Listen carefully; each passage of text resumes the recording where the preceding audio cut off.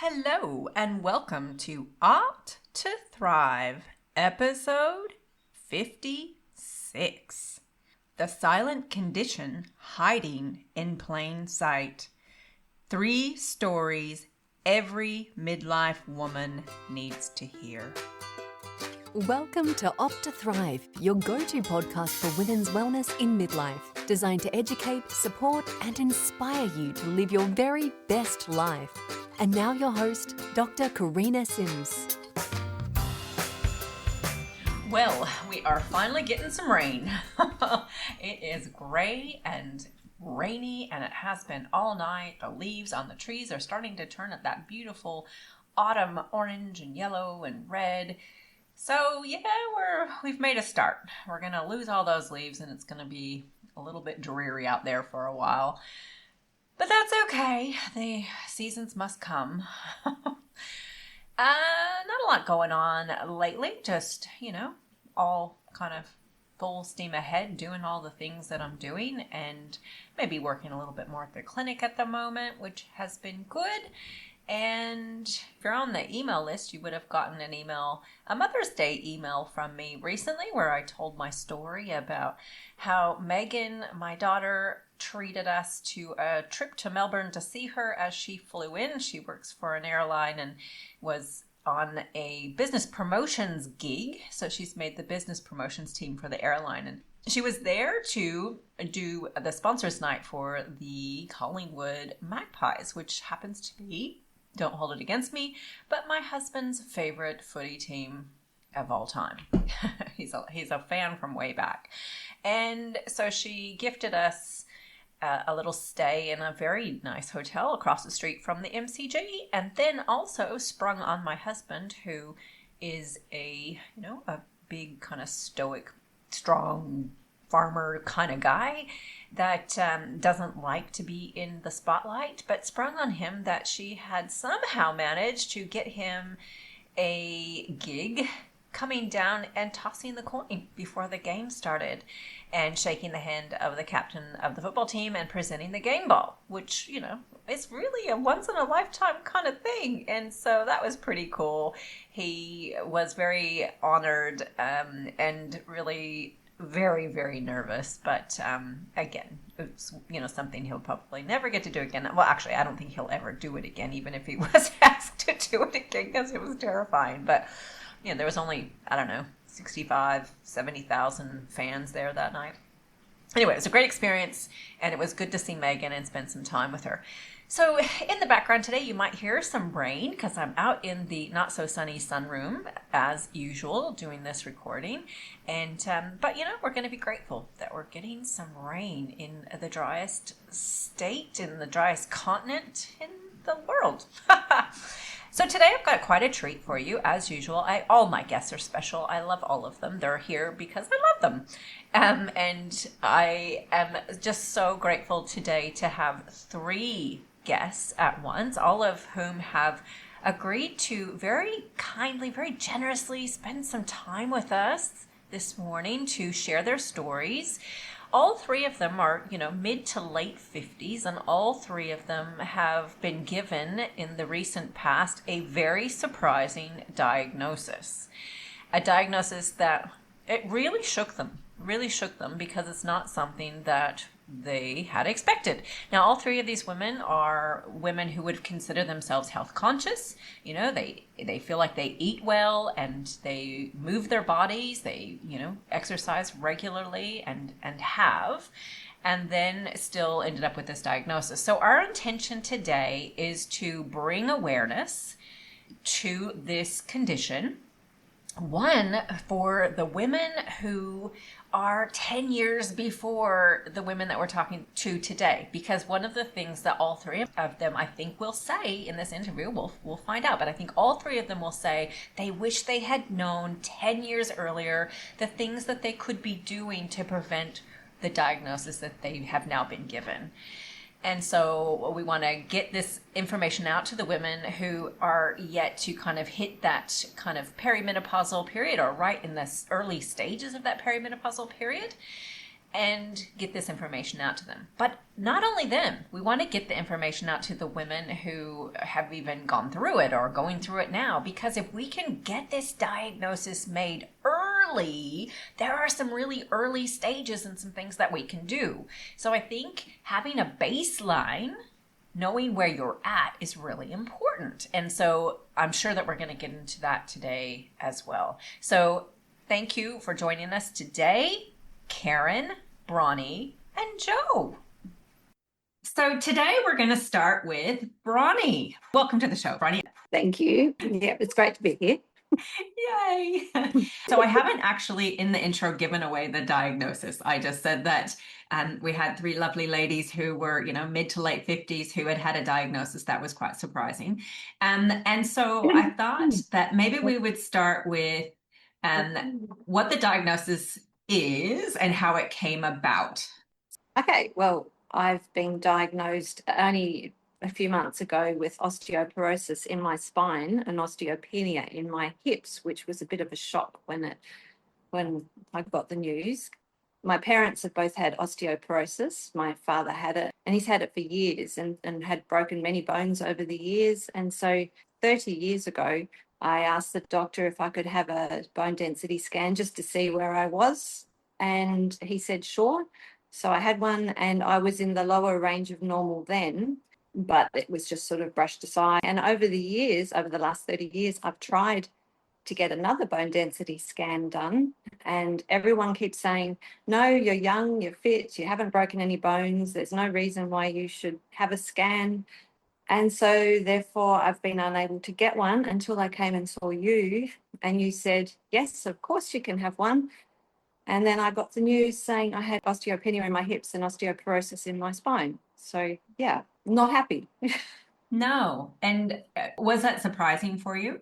Well, I kind of figured since both my parents had it, I was going to get it one day, but I didn't think I was going to get it at this age. And I'm only 60, and I wasn't even 60 when I got the diagnosis. So, yeah, it was a shock. I didn't expect to get it now. Yeah. And looking back, did you kind of think about the things that you could have done that might have helped delay Yeah. it? If I had have known 10, 15, 20 years ago that my bones were heading in that direction, I would have found out everything I could have done and advocated for myself to have the scans stronger than what I did. But I would have started resistance training earlier, because that's extremely helpful. And I would have started having a better diet to help my muscles look after my bones and all that. And I would have started taking calcium tablets and doing all the things that I know are helpful now. But now it's kind of not too late, because you can help a bit and you can stop it going further, but I can't get rid of it. So when we met, I thought that you probably would have considered yourself someone who, looks after themselves, and ate reasonably healthy, and were you doing some light kind of walking and things like that, exercise like that? Yeah, I'd walk the dog, and I've never really been into any major form of exercise, and I've never played sport or anything like that. So I suppose I wasn't an exercise junkie, so to speak, but I would walk, and I'd take the dog for a walk, and I ate well. I've got my meat, 3 veg or fruit. I'm a nurse, or have been a nurse, so I know how to look after myself, and I thought I was doing a good job, and this has silently crept up on me, and I wished I had have advocated for myself harder years ago to have that scan done, so that I could have done something about it before it's almost too late. Yeah. But you didn't know. You didn't know. No, I didn't know. Yes, a little bit of grace. Thank you for helping me. So yeah, then I wanted to come to the point where, so then there was a time when you thought, I might need to be doing some resistance exercise, I think is or I might need to make some changes. This is before the diagnosis. So can you kind of walk us through what happened in that period? Yes. Yeah. Well, I joined one of your programs, and you were saying how important it is to build up our muscles, and as we're getting older, to protect us.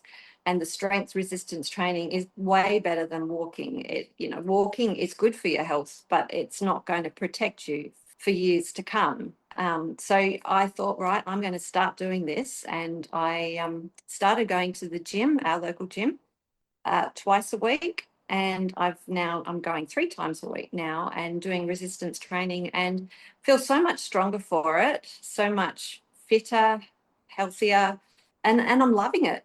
Loving going to the gym. I look forward to it, and I look forward to the feeling after I've finished. It's just like, I don't Yeah. know, it must be all those good endorphins or whatever going through you. And yeah, so I never thought I would enjoy the gym, but I do. That's so awesome. And I hear it all the time when you can get people going, often they actually end up really loving it. So, I mean, I guess looking back, if you had known this 15 years ago, that, that could have delayed the osteoporosis, it sounds like it would have been something that you would have been interested in doing then. And I guess it's important to point out there are other risk factors for osteoporosis that, we do have some power with our diet. So the calcium in our diet, our vitamin D, and then our resistance exercise to keep our muscles strong, which will keep our bones strong. And then not smoking, but then there are some medical conditions and family history, some other things that we can't control. And so I guess I just wanted to make sure that the message wasn't that, you could have completely avoided this, but there are a lot of things that we could have done. There's a lot of levers we could have pulled, Yep. and maybe, we don't know. Maybe I could have delayed it a little bit. Yeah, or maybe you could have prevented it. I mean, there were, as I said, lots of levers if we had known. So I think we kind of covered everything. Was there anything that you wanted to add to that you feel like we haven't Um, covered? no, I mean, like I said, I wished I had have advocated for myself Yeah, earlier and like stronger than I did to yeah, have the bones and death. Oh, one thing I would say is that because of where I am now, I have told both my kids to make sure they go and get bone density scans, and now or in the next few years as a baseline, and then advocate strongly over the next however many years, to have one every now and then just to make sure they're doing okay. yeah, very important. So you're regularly resistance exercising. Was there anything that you changed in your nutrition? I've obviously increased protein for to help build my muscles, and along with that, increased fiber, which has been fantastic too. And therefore, you're not quite as hungry as you used to be, and you know I know it's helping me. So, Yeah. and I feel better for it. I haven't lost any weight or anything like that, but then the muscle mass is built Yeah.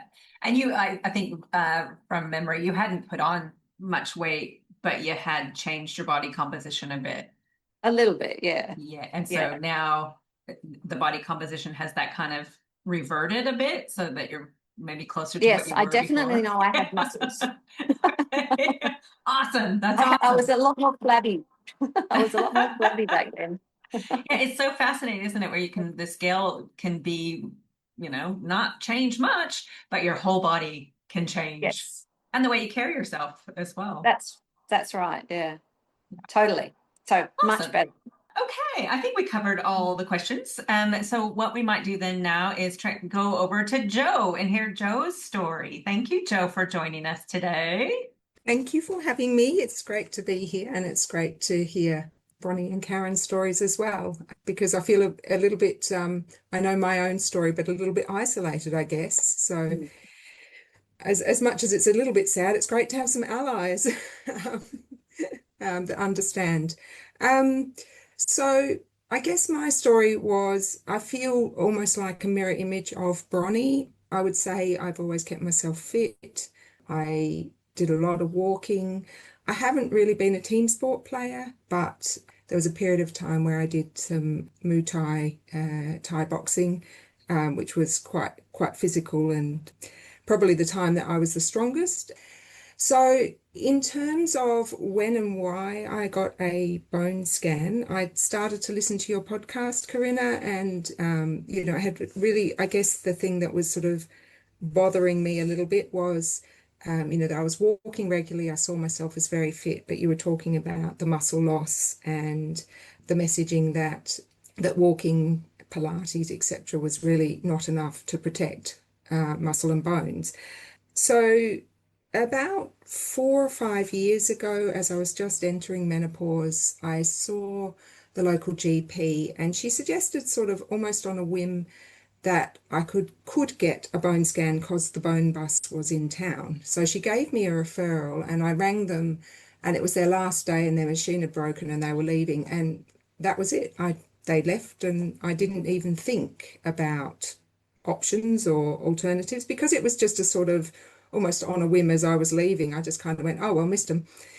So listening along to your podcast, I started to get a wee bit curious, and in January I had a referral, or I got another referral to the bone bus and missed them again in Clare, and was able to follow them sort of within our local health region, and had a scan. And same as Bronnie, I have osteopenia in my hips and osteoporosis in my spine.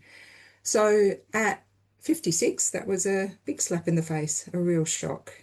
And I just didn't anticipate that. I figured, even though I'd listened to sort of the messaging, I have a job where I'm very busy. I'm on my feet all the time, probably the same as Bonnie. I don't spend a lot of time at a desk. My job as a speech pathologist, I'm, packing things into cars, going on visits, crawling around on floors, etc., etc. So I guess I sort of thought in terms of work style, there was probably some protective factors there.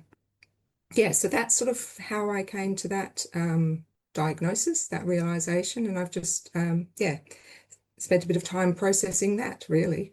So I guess in terms of what I may have wished to do differently, I guess I could have, should have, would have followed up on that bone scan, gone back to the doctor and said, what are my options, or talked to somebody.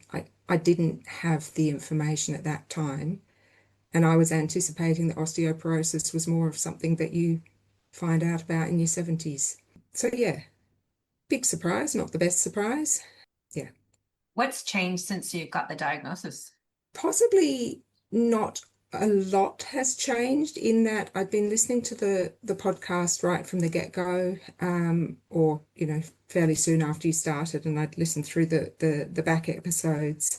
I had also had some issues with a knee. So I'd been to the physio about my knee, and I'd had some issues with my neck and getting some chronic headaches, and I'd been to an osteopath and then the physio about my neck. So I had actually started strength training almost by accident.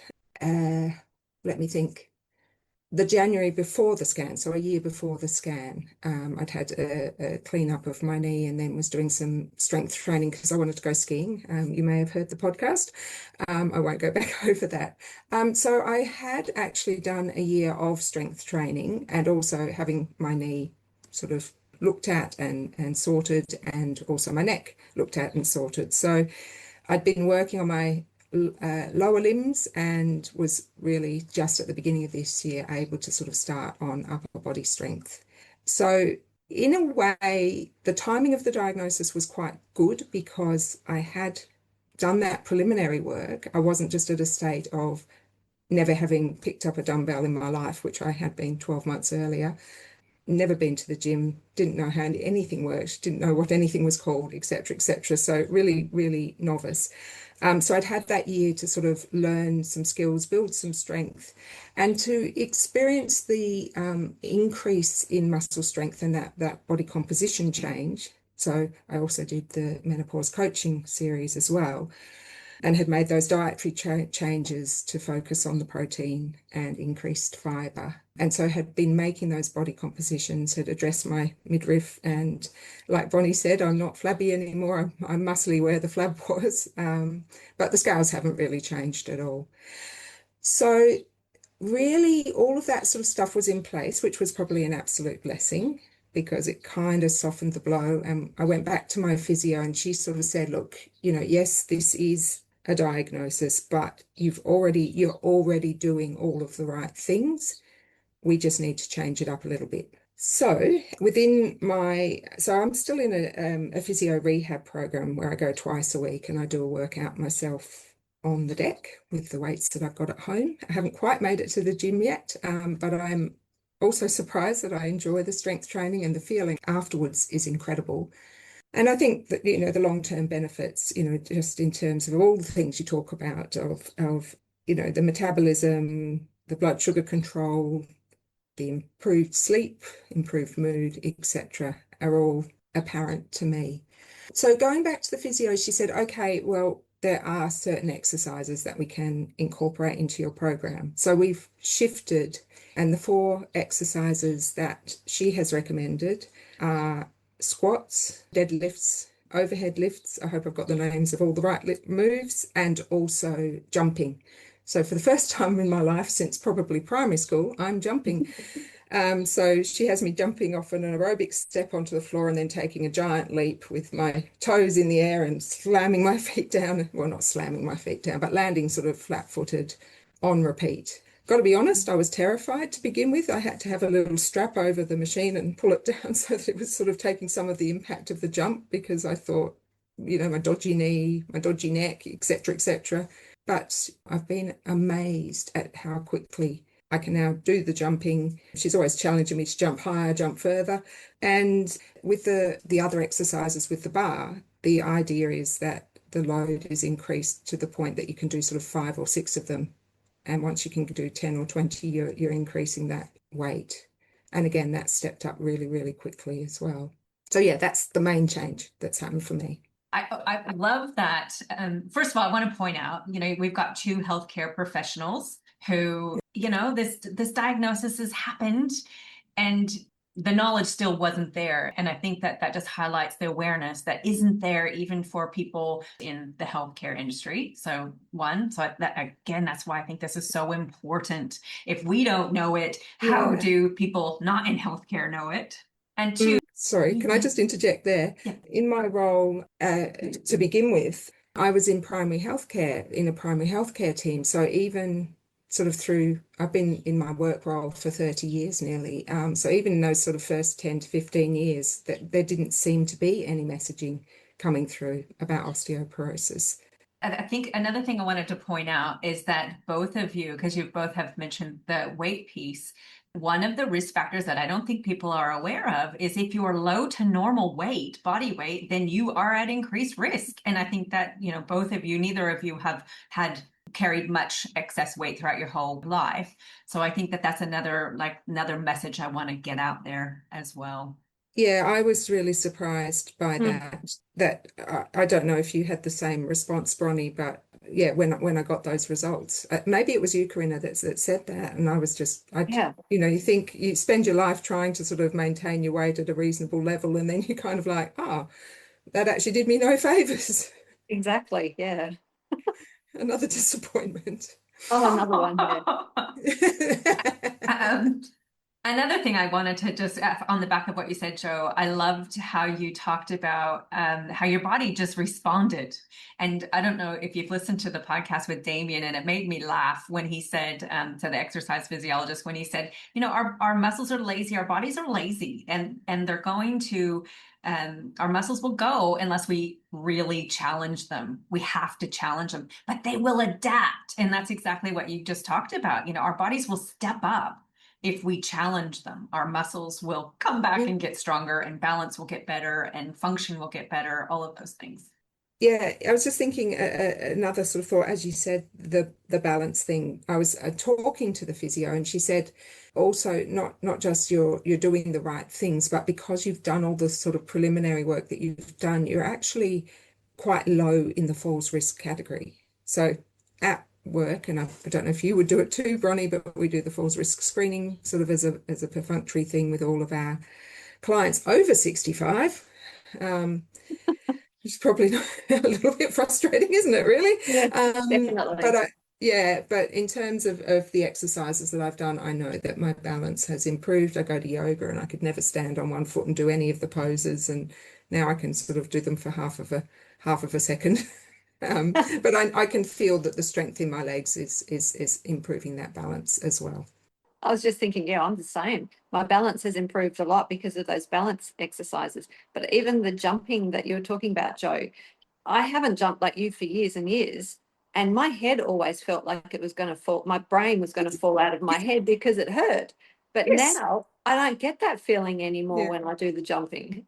Yeah, because I'd had like basically 30 years of chronic headaches, which were all sort of muscle tension from overusing my shoulders and blah, blah, blah. Exactly. I'm like the jarring on my neck and my head and my, my brain's going to fall out of my head.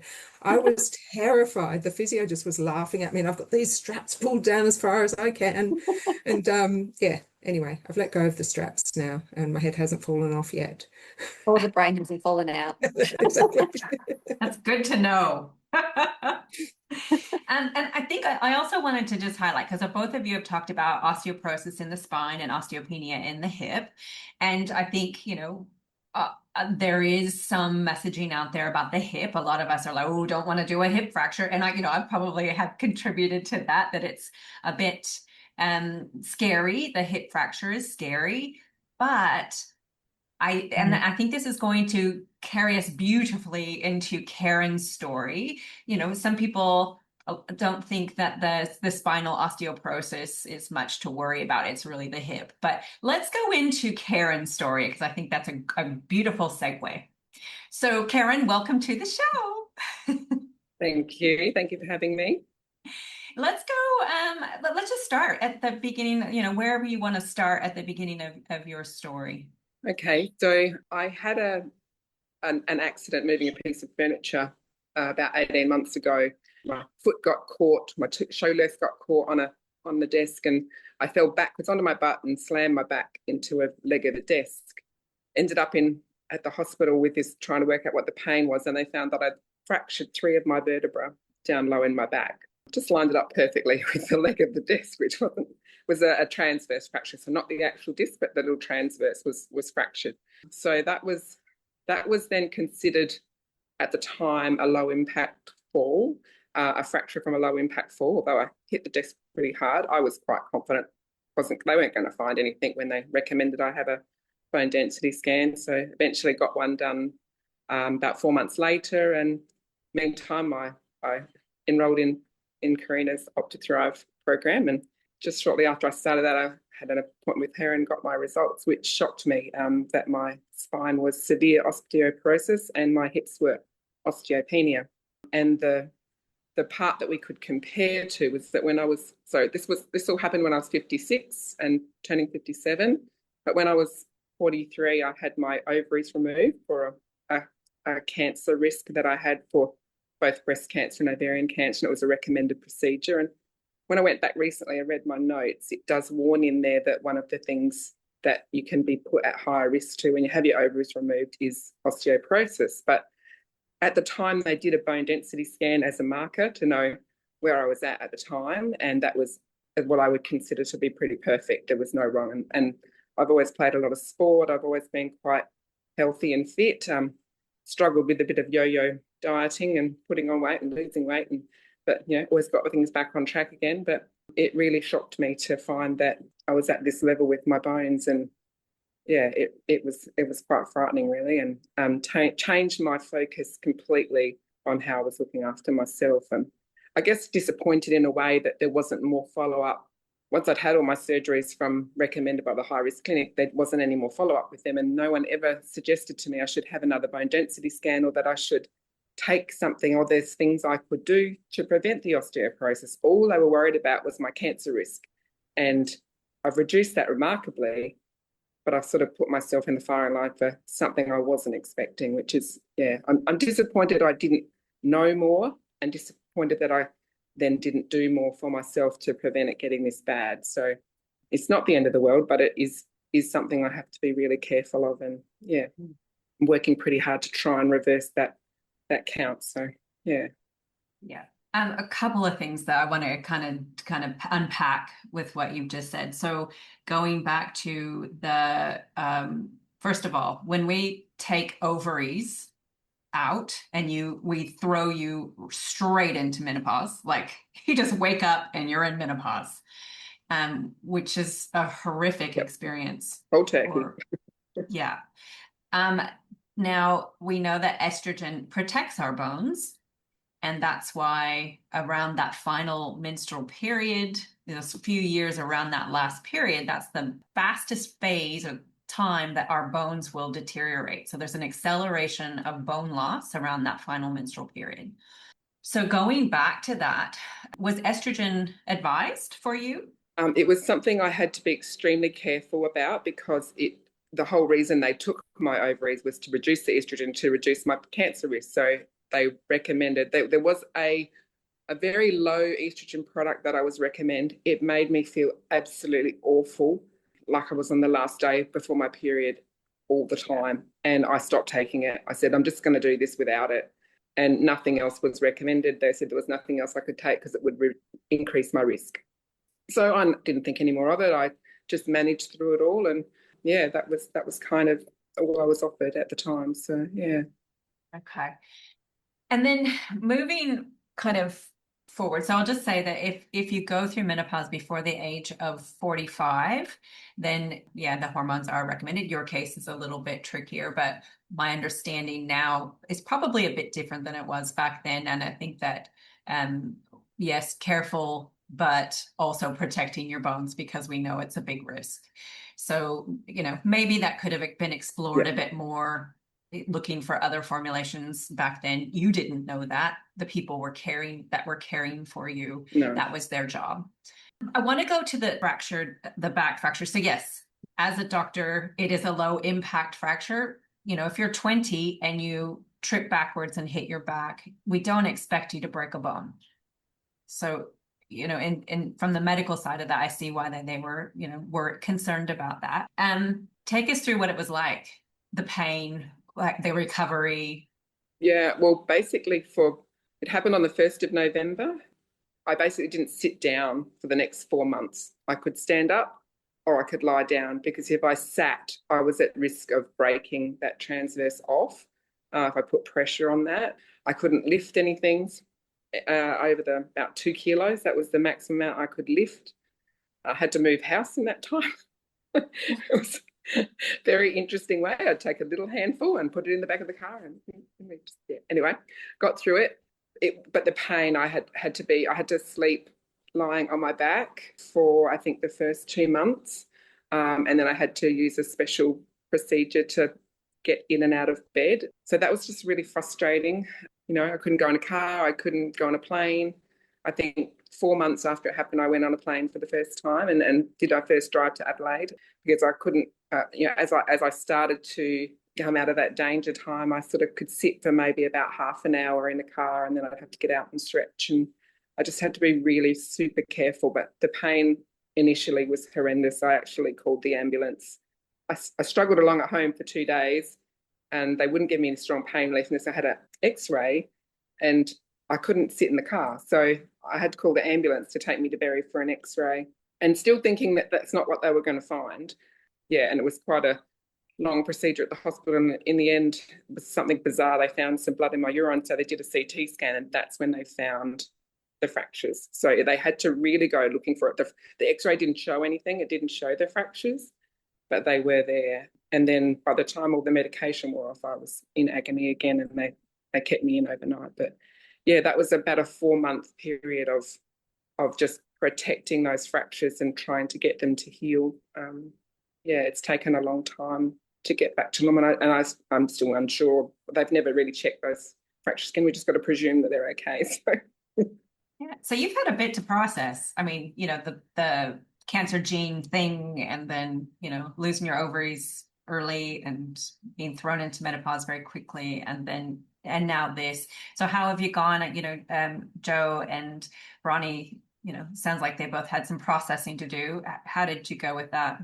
I think it was the initial shock was a bit hard to get my head around. And I was just spending a lot of time talking with you. And the great thing about being in the OptiThrive program at the time is we were already starting to do the things I needed to do without realizing that was what it was going to help me with the most. I was doing it for my health and well-being, but then I realized that what I really needed to focus on was my strength and get these muscles strong. And my focus now is not what my weight is. I would like to get my waist measurement down to fall more in line with that. But I'm not so stressed about what my weight is, but I want my muscles to be strong and my bones to be strong and give myself a best chance of living as long as possible for my beautiful family. So, yeah. Right. Now, is there anything that we haven't kind of covered that Did you have anything, any messages that you wanted to make sure that we get out there? I guess I don't know if enough people realize, that they really should be careful about how much calcium they are consuming and that it doesn't hurt to top up vitamin D3. Some of those things are simple things I could have been doing prior to that. And I just wish I'd known, the protein diet can get spruiked as an easy way to lose weight. It doesn't get spruiked as a way to build your muscle. And it's just changing that thinking, having a strong, healthy, fit body. That's what's most important. Yeah, and the rest kind of falls into place when you're focusing on that. So yeah. That's a great point. I'll just throw out there the calcium, 1,000 milligrams is what's recommended before menopause, and then after menopause, 1,300 milligrams. It varies by country, believe it or not, a little bit. In Australia, we like to say if you're getting 2 to 3 servings of dairy, because that's generally where you get a lot of your calcium from. Before menopause, you're doing pretty good. And then after menopause, kind of 4 to 5 servings of dairy. And just to give you an idea, that's like a cup of milk or 250 mils of milk is a serving, a slice of cheese or matchbox size or a thumb size of cheese, or a little, I think 160 grams of yogurt, a little tub of yogurt. That would all be a serving of calcium. Paying attention to the calcium, yeah, is very important. And having your vitamin D checked as well. In other countries as well, they supplement vitamin D as kind of a rule, where here our sun is so brilliant most of the time that we get it through the sun. So having that checked, especially around this age, is a good idea. So Joe and Bronnie, having heard Karen's story, was there anything else that came up for you through that? I just feel sad that you had to go through that pain and that experience, Karen. Well, I guess it happened Yeah. for me, because if it hadn't happened, I still wouldn't know that I've got osteoporosis. So Yes. in its own weird way, it's a shock. Like I had little looking back now, there were little hints that my strength was reducing. Like I couldn't walk on stepping stones like I used to. My legs would tremble and I felt like I needed something to steady me. Whereas I always prided myself on being able to do that. And like I hadn't picked that things were going downhill. And if I hadn't fractured, I wouldn't have gone and got a bone density scan. Like it could have been much, much worse. It was horrible, but it could have been much worse. Yeah. So I guess I just look at it that it happened for me, and it was a real wake up call. Yeah, but thank you. That's a really good mindset. And it also reminded me of another point that in Australia, unless you've got some pretty significant medical conditions, you're not going to get a bone density scan under Medicare until you're 70. Imagine. Which is crazy when I've got a piece of paper that says you will be at high risk of this.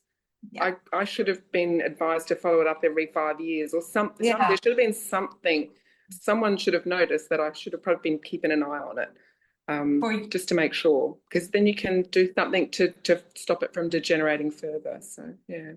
For you, Karen, absolutely. You should have had bone density scans along the way, at least at 50 would have been, and you would have qualified. Yeah. You're one of the ones What on the would be list. wrong with, there would be nothing wrong with letting women have them at 50. Most people have gone through menopause by then, or they're certainly, it's good to have a marker at that point at least to know where you were at. Like it just makes so much sense. Yeah, and if family history is a factor as well for osteoporosis, I mean, why not let people who have parents who've got it have them every 10 years even, or Absolutely. yeah.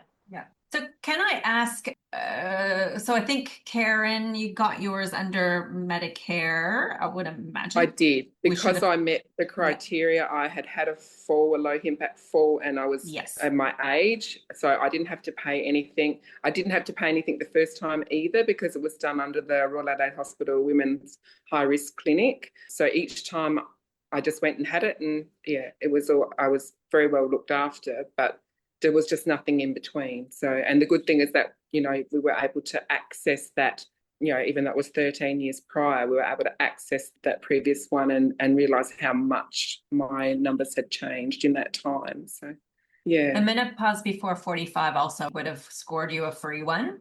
But Joe, you probably had to pay for yours. Oh, yeah. I'm just curious how much you paid, just so we can give an idea of.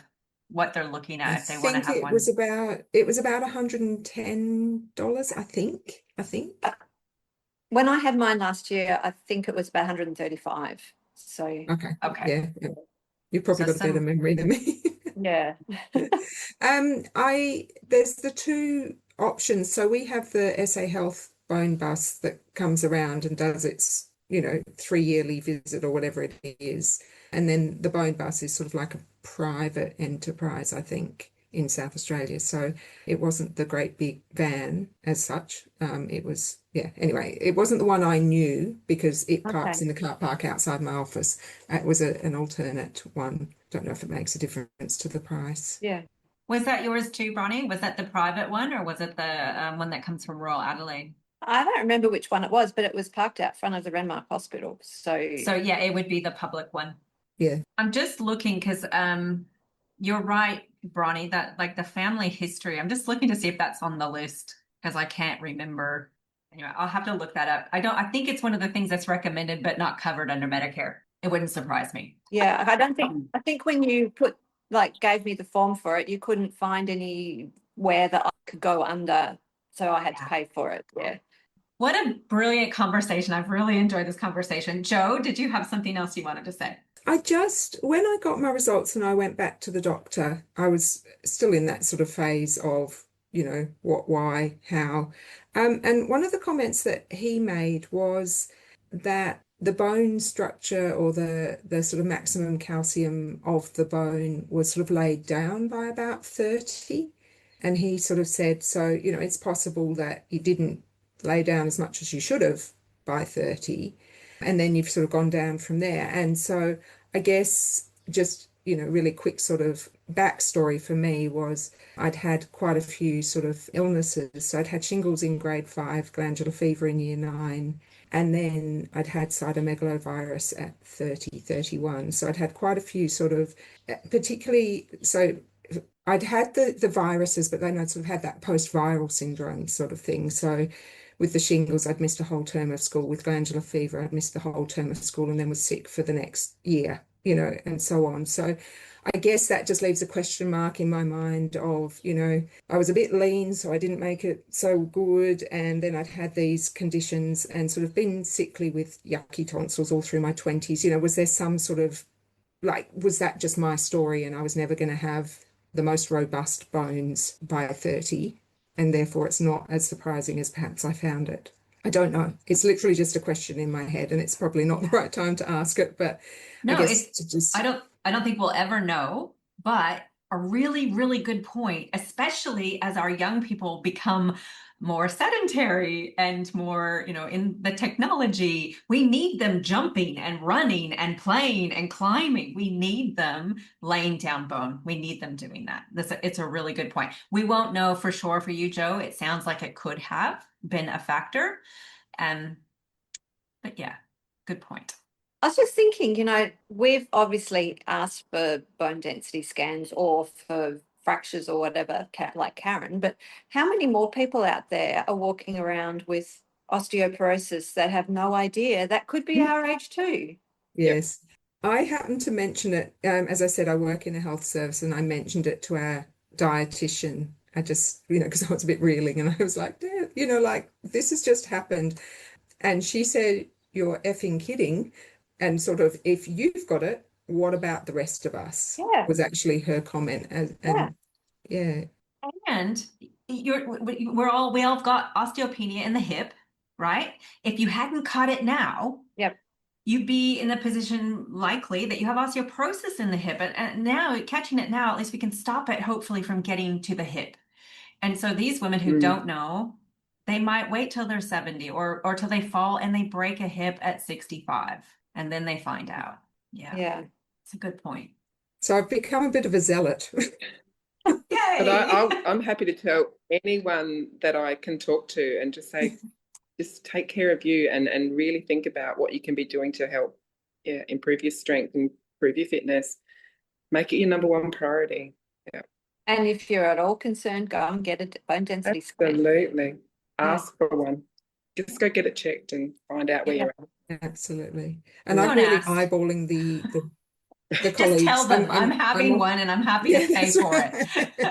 And exactly, it's not as if like I wouldn't have minded paying for mine. I would have paid for them. I was lucky enough not to have to pay for mine, but I would have happily paid for them all the way through if Yeah, I'd known it totally. was an option, because I should have been checking it and keeping an eye on things. So, yeah, Yeah. absolutely. It would have given me information to encourage me to make a choice about what I could do to change that outcome. And I'm busy eyeballing all my colleagues in their mid-40s and kind of going, by the way, if you think it might be a good time to start strength training, that'd be awesome. Awesome. All right. Well, thank you again so much. If there's is there anything that a message that you talking to those ladies out there maybe who haven't gotten to this stage or are at this stage, haven't had their bones checked? I think we've been pretty clear, but is there anything anybody else would like to add to that? Great. Yeah. Okay. Well, again, thanks again for taking your time. It's very generous on a Saturday morning to be with me. And I hope you have a great weekend. You too. Yeah. Yeah, Well, we just to will. say though, it's always a good day when we get to spend time with you. Exactly. Aw. Exactly. Oh, we should do this more often. Absolutely. So there you go, guys. That was what I have for you today. A powerful conversation with three incredibly generous and courageous women to come and give us their story. So grateful for them to take their time to do that. So a few things I just wanted to add to that in terms of Karen's story with the cancer risk.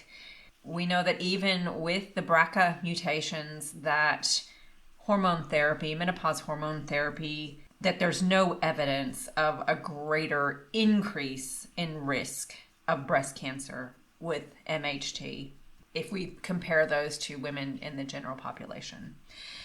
So if you go through menopause before the age of 45, whether that is having your ovaries removed in a hysterectomy, or if you go through a natural menopause, it's very much recommended that you're on hormone treatment, menopause hormone treatment, until the natural age of menopause at least, so around the age of 50. Now, in terms of getting a bone density scan subsidized by the government, it's recommended that we have a baseline bone density test at the age of 50. Generally, the only time, though, that Medicare is going to cover this is if you've had that early menopause, as we just talked about, if you've been on the high-dose steroids for a long period of time, if you've got some kind of malabsorption issue with your gut, so even celiac disease, if you've got rheumatoid arthritis, if you've had problems with your thyroid, so hyperthyroidism, if you've had hyperparathyroidism, if you have chronic kidney or liver disease. So for all of those, you're going to get a Medicare rebate, meaning that it will be covered under Medicare. If you've had a fall and you've, like Karen, you've fallen and broken something and it's deemed a low risk fall or a low impact fall, then you'll get your bone density covered as well. For everybody else, it's over the age of 70 or over, that's when you're going to get one covered. Although it's recommended for women who are low to normal weight, if you've got diabetes, if you've had breast cancer and you're on aromatase inhibitors, if you fall recurrently, important to know what your bones are doing. If you've had multiple myeloma or a monoclonal gammopathy, if you've had an organ or bone marrow transplant, then as well should have a bone density test, but you'll still have to pay for it. If you have limited mobility or immobility, if you've been a smoker, if you drink more than 2 alcoholic drinks a day, if you are malnourished or have poor overall health, if you've got HIV or any other conditions that we know will impair bone turnover, then again, it's recommended, but you won't get it covered by Medicare until you're 70. That is crazy, considering 1 in 3 of us women over the age of 50 right now are walking around with osteoporosis, and most of us probably don't even know it. Just over half of us women over the age of 50 have already started the process, walking around with osteopenia, which is the stage that happens as our bones are thinning and heading to osteoporosis. 1 in 3 of us women are going to have an osteoporotic fracture after the age of 50. 75% of those people who fracture a hip are women, so we are at greater risk. There's a good portion of those, up to 30% of those women who fracture their hip, they're just not going to make it. And then half of the women are going to really struggle to regain their independence, and a good portion of those are going to end up needing help every single day for the rest of their lives. So if we can avoid the fate of a hip fracture, avoid osteoporosis and thin, fragile bones, all the better. And if we can avoid falling over, even better. So that resistance training, ladies, it is so important. If we're keeping our muscles strong, we are working our bones. Being aware of what's happening with your bones, that's important too. The statistics are alarming. I'm not giving you this information to scare you. I'm giving you this information to bring awareness so we can prevent this from happening as best we can. So I would be so grateful if you rate and review this podcast today to make this podcast more visible to those women who can use this information. And please share it with every single woman in your life, whether she's pre-menopausal, perimenopausal, or postmenopausal. Share, share, share. Let's get this information out. And if you're getting the rain, I hope you're all enjoying it too. I know us farmers are loving it. Have a great week, everyone. And until then, I hope you opt to thrive. Hey, before you go, if you're a midlife woman who wants to feel better in your body, whether that means improving your health, building strength and confidence, or working towards weight change in a kinder, more sustainable way, I have created something especially for you to support you. It's called the Midlife Health and Body Reset Kickstart Guide, and it's a free 7-day foundations guide to help you understand what's going on in your body in midlife and what actually makes a difference from here. You can download it using the link in the show notes. And if you're ready to take that work to the next step and you would like some personalized support to make it work, I run a 12-week midlife reset program where we work together on body recomposition, so losing body fat while regaining muscle, the absolute best thing we can be doing in midlife to combat midlife metabolic convergence. You get a custom strength training program from an exercise physiologist, weekly coaching with me, personalized nutrition guidance, and accountability to help you actually follow through. If that sounds like what you need, head on over to optothrive.com to find out more about the program and maybe even book a call with me to ask me any questions that you have, see if we're a good fit, and see if this program's for you.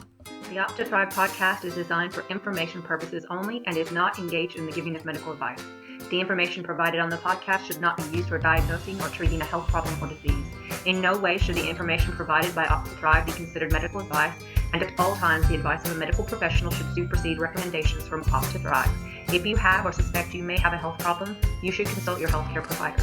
The views expressed in this podcast are purely that of Dr. Sims and do not in any way reflect those of the institution she contracts for medical services to. Thank you for listening to Opt to Thrive. If you've enjoyed listening, please rate and share the podcast. You can visit our website at optothrive.com and leave a comment for any subjects you would like to hear more about.